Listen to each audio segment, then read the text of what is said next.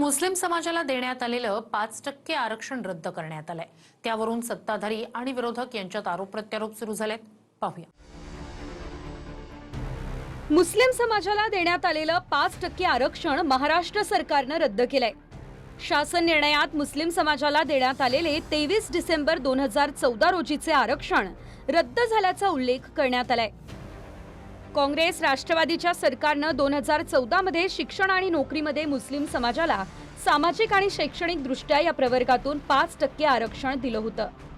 उच्च न्यायालयानं मुस्लिम आरक्षणाला स्थगिती दिल्यानंतर सरकारनं हा निर्णय घेतलाय। त्यामुळे तब्बल 12 वर्षांपूर्वी जाहीर झालेलं हे आरक्षण रद्द झालं। दरम्यान सरकारच्या या निर्णयावरून विरोधकांनी सरकारवर टीका केली। राज्य सरकार द्वेषपूर्ण पद्धतीनं सत्ता चालवत आहे। शपथ घेत असताना मग मुख्यमंत्री पदाची असो मंत्रिपदाची असो आम्ही सगळ्यांच्या बद्दल ममत्व ठेवू, कोणाबद्दलही द्वेष करणार नाही।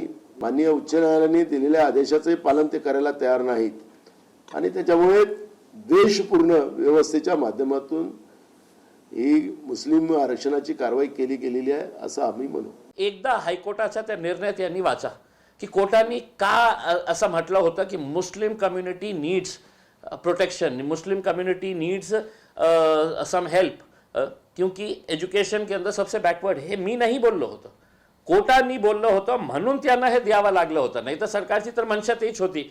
आता रमजान येत आहे, आम्ही सगळ्या लोकांना हे आवर्जून हे सांगणार आहे, आपण जकातच्या करोडो रुपये देशामध्ये निघतात ते शिक्षणावर खर्च करा।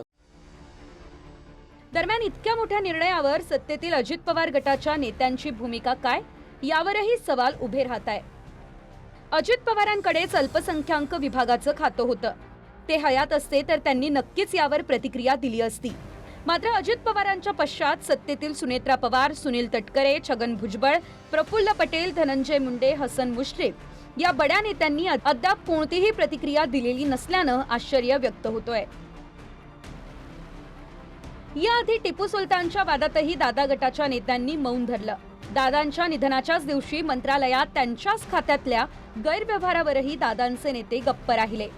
यानंतर आता सरकारनं मुस्लिम समाजाचं 5% आरक्षण रद्द केलं आणि त्यानंतरही नेते काहीच का बोलत नाही यावर सवाल उभे राहत आहे। जो काय निकाल आहे कोर्टाचा, त्या कोर्टाच्या निकालाप्रमाणे मला असं वाटतं की पुढची कारवाई झाली आहे। मुस्लिम आरक्षणासंबंधी जे कोर्टाचा निकाल आहे त्यावर जे कोर्टाने नाकारलं आहे मुस्लिम आरक्षण, त्या आधारावर सरकारने कारवाई केली आहे किंवा सरकार कारवाई करेल।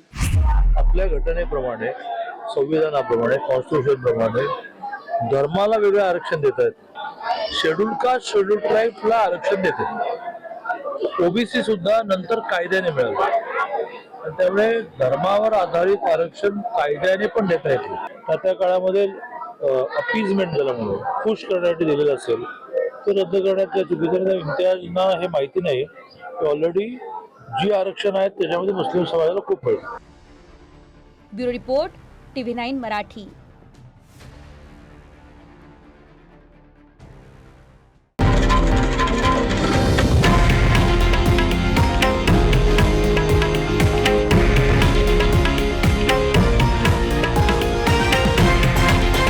हे आहे देशातील नंबर 1 न्यूज नेटवर्क आणि आपण पाहत आहात TV9 मराठी, एकमेव।